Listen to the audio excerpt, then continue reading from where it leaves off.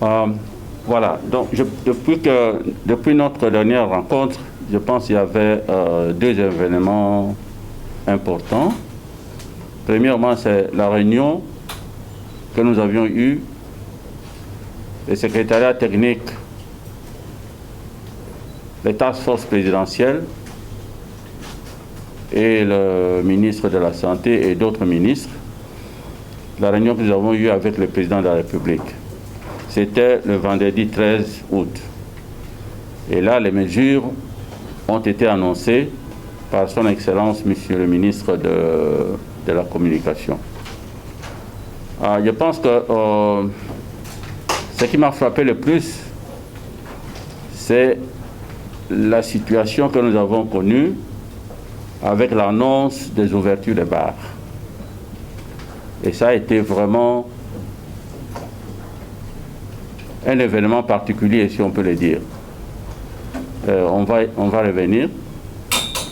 Et on dirait que c'était la fête de la fin d'année. Des séances de jouissance partout. Alors, le deuxième événement, c'était le samedi 14 août.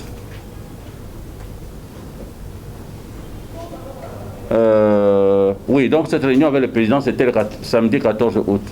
Mais le vendredi 13 août, nous avons donc assisté à l'arrivée du vaccin AstraZeneca. En tout, c'est 51 840 doses qui sont arrivées. Ce sont là donc les deux grands événements, n'est-ce pas, de la semaine. Et en ce qui concerne la situation épidémiologique, nous avons les mêmes tendances que la semaine passée, c'est-à-dire le nombre de cas diminue de façon constante au niveau de la ville-province de Kinshasa. Mais par contre, il y a une augmentation des cas dans certaines provinces, dont le Haut-Katanga, le Lualaba. Et maintenant, nous voyons aussi une tendance vers la baisse en ce qui concerne le Congo central. Bon, ce que nous disons,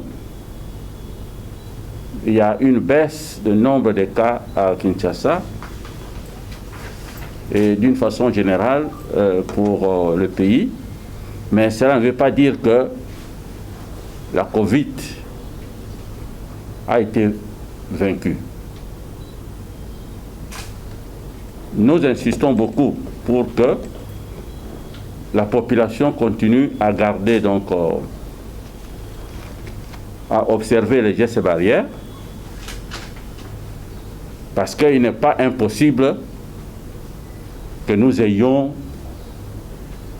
une quatrième vague. Une quatrième vague que nous craignons, qui pourra peut-être être beaucoup plus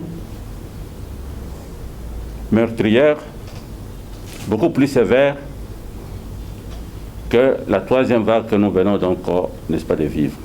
Donc, je vous en prie, soyons donc vigilants et continuons à garder donc les mesures barrières.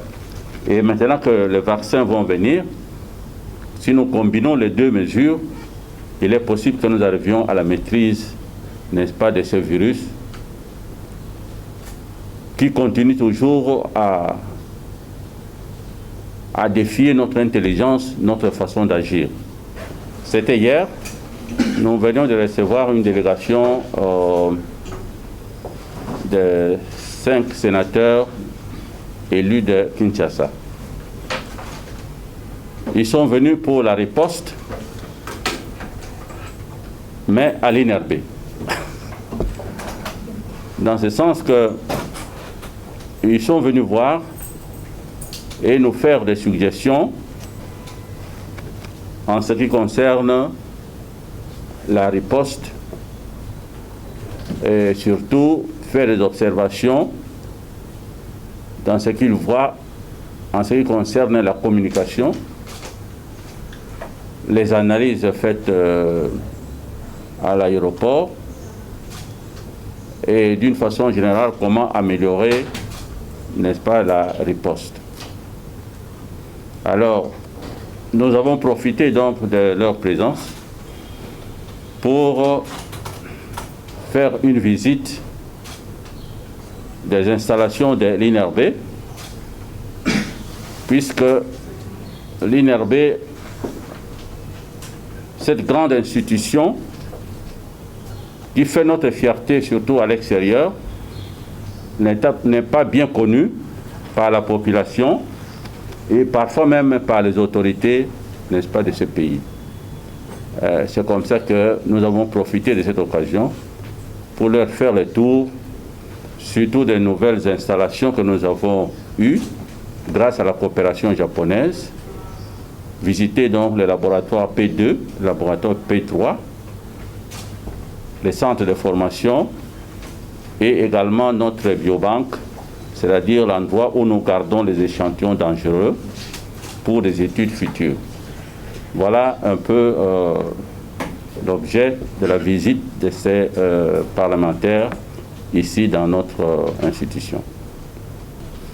Je pense que c'est une bonne chose parce que les sénateurs sont les représentants, enfin du peuple si vous voulez dire, sont les représentants du peuple, donc ils ont des rapports avec les communautés, etc.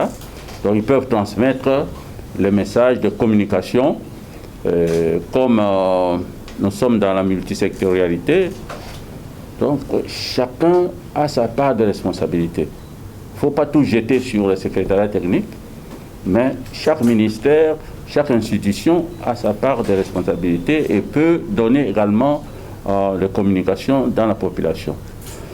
Également, bien sûr, c'est le Parlement qui vote, n'est-ce pas, le budget. Qui vote le budget.